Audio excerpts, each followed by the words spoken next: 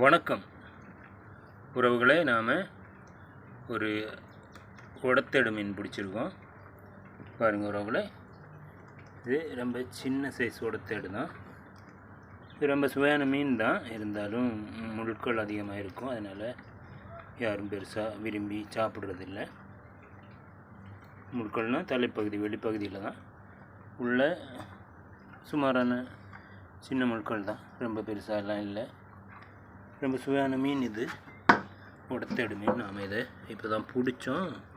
நம்ம சின்ன நண்டுகளை உயிரை பயன்படுத்தி தான் நாம் இந்த உடத்தேடு மீன் பிடிச்சிருக்கோம். ரொம்ப சின்னதாக இருக்குது. நாம் இதை திருப்பி கடலில் விட்டுலான்னு தான் இருக்கோம். நாம் காணொளி பதிவு பண்ணுறதுக்காக தான் இதை வச்சுருக்கோம்.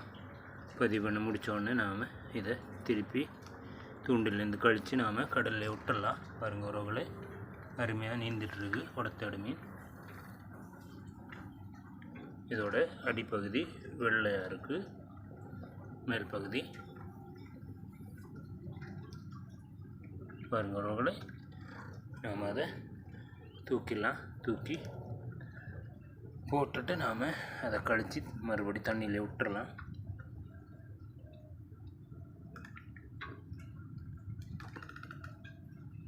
சின்ன மீனானதுனால நாம் இதை சமையலுக்கு எடுக்கலை. நாம் மறுபடி திருப்பி கழித்து தண்ணியில் விட்டுடலாம். ஓகே உறவுகளை, நாம் தூக்கி மேலே போட்டுடலாம். இப்போது தூக்கி மேலே போட்டோம். நாம் இதை தூண்டில் கழித்து மறுபடியும் தண்ணியில் விட்டுடலாம்.